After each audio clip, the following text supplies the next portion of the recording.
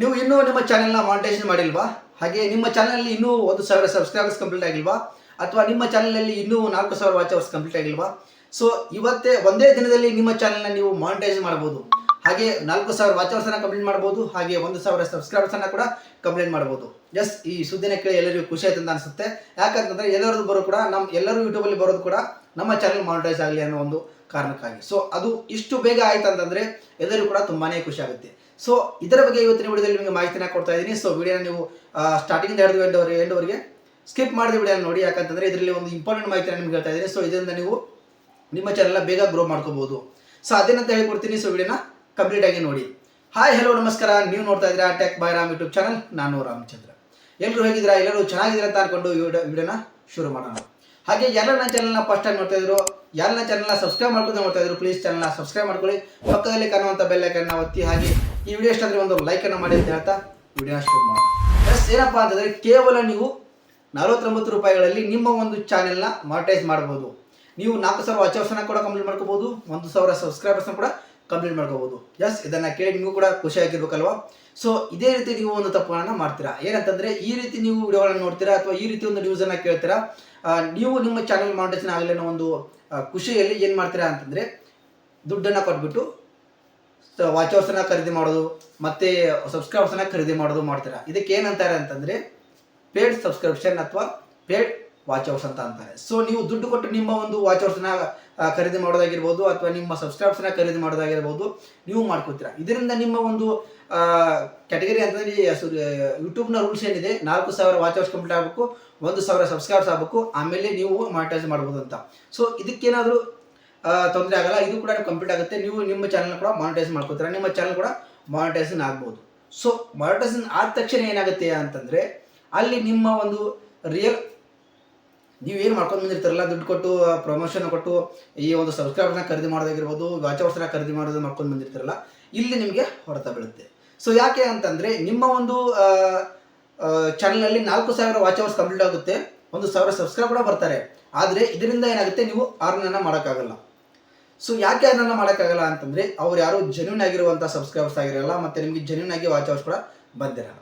So ನಿಮಗೆ genuine ಆಗಿದ್ದು watch hours ಬಂದರೂ ಕೂಡ ಅದು ಮುಂದೆ ನಿಮಗೆ ಕೌಂಟ್ ಆಗಲ್ಲ. ಯಾಕಂತಂದರೆ ಅವರು ನಿಮಗೆ ಕೇವಲ ನಿಮ್ಮ ಒಂದು ಯೂಟ್ಯೂಬಲ್ಲಿ ನಿಮ್ಮ ಒಂದು 4,000 ವಾಚ್ ಅವರ್ಸ್ನ ಕಂಪ್ಲೀಟ್ ಮಾಡೋದಕ್ಕೆ ಮತ್ತು 1,000 ಸಬ್ಸ್ಕ್ರೈಬರ್ಸ್ನ ಕಂಪ್ಲೀಟ್ ಮಾಡೋದಕ್ಕೆ ಮಾತ್ರ ಹಣನ ತೊಗೊಂಡಿರ್ತಾರೆ. ನಿಮಗೆ ಅರ್ನಿಂಗ್ ಮಾಡಿ ಕೊಡ್ತೇವೆ ಅಂತ ಅವರು ಎಲ್ಲೂ ಹೇಳಿರಲ್ಲ. ಸೊ ಇದನ್ನು ನೀವು ಗಮನದಲ್ಲಿ ಇಟ್ಕೋಬೇಕಾಗುತ್ತೆ. ನೀವು ದುಡ್ಡು ಕೊಟ್ಟು ಈ ರೀತಿ ನಿಮ್ಮ ಒಂದು ಸಬ್ಸ್ಕ್ರೈಬರ್ಸ್ನ ಖರೀದಿ ಮಾಡ್ಕೊಳ್ಳೋದಾಗಿರ್ಬೋದು ಅಥವಾ ಈ ಒಂದು ವಾಚ್ ಅವರ್ಸ್ನ ಕಂಪ್ಲೀಟ್ ಮಾಡ್ಕೊಳ್ಳೋದಾಗಿರೋದು ಮಾಡಿದರೆ ಇದರಿಂದ ಮುಂದೆ ನಿಮ್ಗೆ ಏನಾಗುತ್ತೆ ಅಂದರೆ ಅರ್ನಿಂಗಲ್ಲಿ ತುಂಬಾ ತೊಂದರೆ ಆಗುತ್ತೆ. ಯಾಕಂದರೆ ನಿಮ್ಮ ವಿಡಿಯೋನ ಯಾರು ಕೂಡ ನೋಡಲ್ಲ. ಅವರು ನಿಮ್ಮ ಒಂದು ವಾಚ್ ಅವರ್ಸ್ನ ಕಂಪ್ಲೀಟ್ ಮಾಡೋದಕ್ಕೆ ಅವರು ಒಂದು ದುಡ್ಡು ಯಾರೆಲ್ಲ ಕೊಟ್ಟಿರ್ತಾರೆ, ಅವರು ಒಂದು ಕಂಪ್ಯೂಟರ್ ಸಿಸ್ಟಮ್ಗಳಲ್ಲಿ ನಿಮ್ಮ ಒಂದು ವಿಡಿಯೋನ ಹಾಕಿಬಿಟ್ಟು ಅಥವಾ ನಿಮ್ಮ ಒಂದು ಸಬ್ಸ್ಕ್ರೈಬರ್ಸ್ನ ಅವರು ಕಂಪ್ಯೂಟರ್ಗಳಲ್ಲಿ ಆ್ಯಡ್ ಮಾಡಿಬಿಟ್ಟು ಅಲ್ಲಿ ನಿಮಗೆ 1,000 ಸಬ್ಸ್ಕ್ರೈಬರ್ಸ್ನ ಕಂಪ್ಲೀಟ್ ಮಾಡಿಸ್ತಾರೆ ಮತ್ತು 4,000 ವಾಚ್ ಅವರ್ಸ್ನ ಕಂಪ್ಲೀಟ್ ಮಾಡ್ತಾರೆ. ಆದರೆ ನಿಮ್ಮ ವಿಡಿಯೋ ಏನಾಗಬೇಕು ಅಂತಂದರೆ ಸ್ವಲ್ಪ ಜನಗಳ ಹತ್ರ ವಿಡಿಯೋ ಹೋದರೆ ಅಥವಾ ಒಂದು 15ರಿಂದ 20 ಜನಗಳ ಹತ್ರ ವಿಡಿಯೋ ಹೋದರೆ ಅದನ್ನು ಯೂಟ್ಯೂಬರ್ ಏನು ಮಾಡ್ತಾರೆ, ಪುಷ್ ಮಾಡಿ ಅದನ್ನು ಜಾಸ್ತಿ ವ್ಯೂಸ್ ತೋರೋ ಹತ್ರ ಮಾಡ್ತಾರೆ. ಸೊ ನೀವೇನು ಮಾಡಿರ್ತೀರ, ಇಲ್ಲಿ ದುಡ್ಡು ಕೊಟ್ಟು ಒಂದು ವಾಚ್ ಅವರ್ಸ್ನ ಕಂಪ್ಲೀಟ್ ಮಾಡಿರ್ತೀರಾ ಮತ್ತು ಸಬ್ಸ್ಕ್ರೈಬರ್ಸ್ನ ಕಂಪ್ಲೀಟ್ ಮಾಡಿರ್ತೀರಾ. ಸೊ ಅಲ್ಲಿ ನಿಮ್ಮ ಸಬ್ಸ್ಕ್ರೈಬರ್ಸ್ ಯಾರು ಜೆನ್ಯೂನ್ ಆಗಿರಲ್ಲ. ಸೊ ಅವರು ತಾತ್ಕಾಲಿಕವಾಗಿ ನಿಮ್ಮ ಒಂದು ವಾಚ್ ಅವರ್ಸ್ನ ಕಂಪ್ಲೀಟ್ ಮಾಡೋಕ್ಕೆ ಮತ್ತು ಸಬ್ಸ್ಕ್ರೈಬರ್ಸ್ನ ಕಂಪ್ಲೀಟ್ ಮಾಡೋಕ್ಕೆ ಮಾತ್ರ ಆಗಿರ್ತಾರೆ. ಅವ್ರು ಯಾರು ಕೂಡ ನಿಮ್ಮ ವಿಡಿಯೋನ ನೋಡೋದಿಲ್ಲ. ಸೊ ಇದರಿಂದ ಏನಾಗುತ್ತೆ ಅಂತಂದರೆ ನಿಮ್ಮ ಚಾನಲಲ್ಲಿ ವ್ಯೂಸ್ ಬರಲ್ಲ ಅಂತಂದರೆ ಅರ್ನಿಂಗ್ಸ್ ಆಗಲ್ಲ. ಸೊ ಯೂಟ್ಯೂಬಲ್ಲಿ ಏನಪ್ಪ ಅಂತಂದರೆ ಮೇನ್ ಜೆನ್ಯೂನ್ ಸಬ್ಸ್ಕ್ರೈಬರ್ಸ್ ಇರಬೇಕು ಮತ್ತು ಜೆನ್ಯೂನ್ ಆಗಿ ನೀವು ವಾಚ್ ಅವರ್ಸ್ನ ಕಂಪ್ಲೀಟ್ ಮಾಡಬೇಕು. ಸೊ ಎಷ್ಟೋ ಜನ ಹೇಳ್ತಾರೆ, ಇಷ್ಟು ದುಡ್ಡು ಕೊಟ್ಟು ನೀವು ಸಬ್ಸ್ಕ್ರೈಬರ್ಸ್ನ ಮಾಡ್ಕೊಳ್ಳಿ, ಇಲ್ಲ ಇಷ್ಟು ದುಡ್ಡು ಕೊಟ್ಟು ನೀವು ವಾಚ್ ಅವರ್ಸ್ನ ಕಂಪ್ಲೀಟ್ ಮಾಡ್ಕೊಳ್ಳಿ. ಸುಮಾರು ವಿಡಿಯೋಗಳಲ್ಲಿ ನೋಡ್ತೀನಿ, ಇಷ್ಟು ದುಡ್ಡು ಕೊಟ್ಟರೆ ನಾವು ನಿಮಗೆ ಪೇಡ್ ಸಬ್ಸ್ಕ್ರೈಬರ್ಸ್ನ ಕೊಡ್ತೀವಿ, ಪೇಡ್ ವಾಚ್ ಟೈಮನ್ನ ಕೊಡ್ತೀವಿ ಅಂತ ಹೇಳ್ತಾರೆ. ಬಟ್ ಅದು ಏನಪ್ಪ ತಾತ್ಕಾಲಿಕವಾಗಿ ಮಾತ್ರ ನಿಮಗೆ ಸಿಗುತ್ತೆ, ಅದರಿಂದ ನೀವು ದುಡ್ಡನ್ನು ಅರ್ನ್ ಮಾಡೋಕ್ಕೆ ಆಗೋದಿಲ್ಲ. ಸೊ ಮುಂದೆ ನೀವು ದುಡ್ಡನ್ನು ಅರ್ನ್ ಮಾಡಬೇಕಂತಂದರೆ ನಿಮ್ಮ ವಿಡಿಯೋನ ಜನಗಳು ನೋಡಬೇಕು. ಸೊ ಅಲ್ಲಿ ಜನ ನೋಡೋಕ್ಕೆ ನಿಮ್ಮ ಸಬ್ಸ್ಕ್ರೈಬರ್ಸ್ ಏನು ಜೆನ್ಯೂನ್ ಆಗಿರಲ್ಲ, ಯಾಕಂದರೆ ನೀವು ದುಡ್ಡು ಕೊಟ್ಟು ಖರೀದಿ ಮಾಡಿರ್ತೀರ. ಸೊ ಹಾಗಾಗಿ ಏನಾಗುತ್ತೆ ಅಂತಂದರೆ ನಿಮ್ಮ ಚಾನಲ್ಗಳಿಗೆ ಇಲ್ಲಿ ಹೊಡೆತ ಬೀಳುತ್ತೆ.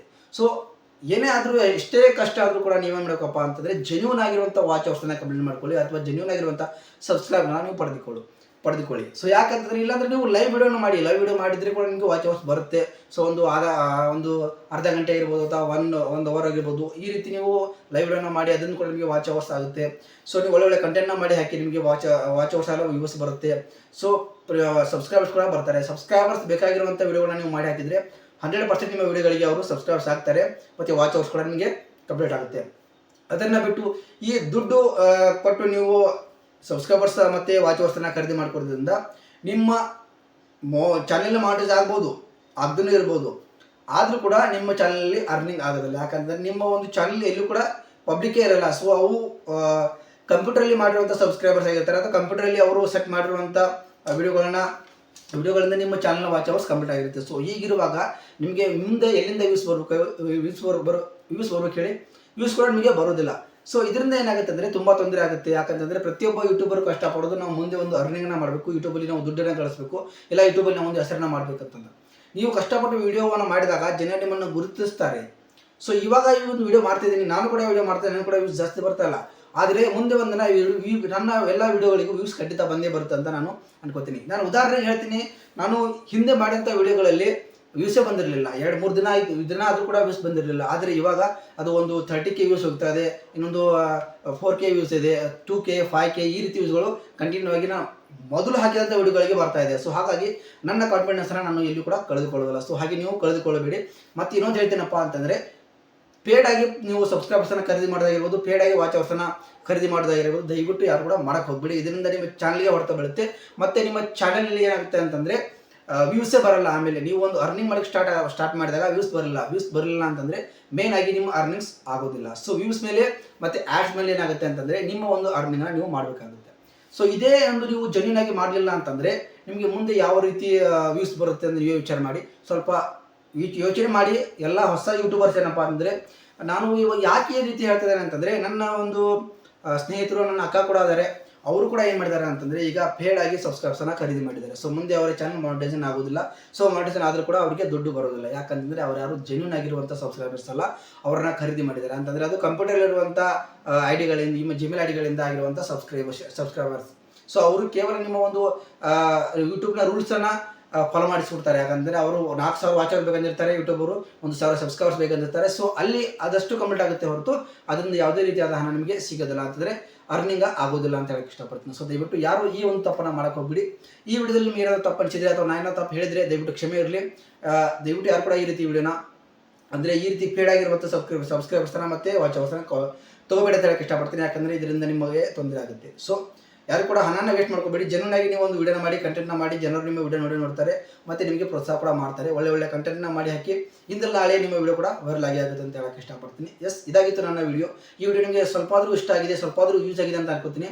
ಯೂಸ್ ಆಗಿದ್ದರೆ, ನಿಮಗೆ ಇಷ್ಟ ಆಗಿದ್ದರೆ ನನ್ನ ಚಾನಲ್ನ ಸಬ್ಸ್ಕ್ರೈಬ್ ಮಾಡ್ಕೊಂಡು ಸಪೋರ್ಟ್ ಮಾಡಿ. ಹಾಗೆ ವಿಡಿಯೋನ ನೋಡಿ, ಇದೇ ರೀತಿ ಸಪೋರ್ಟ್ ನನ್ನ ಮೇಲೆ ನಿಮ್ಗಳದ್ದು ಇರಲಿ ಅಂತ ಕೇಳ್ತಾ ಈ ವಿಡಿಯೋನ ಮುಗಿಸ್ತಾ ಇದ್ದೀನಿ. ಸಿಗ್ತೀನಿ ಮತ್ತೊಂದು ವಿಡಿಯೋದಲ್ಲಿ. ಅಲ್ಲಿ ತನಕ ಎಲ್ಲರಿಗೂ ನಮಸ್ಕಾರ.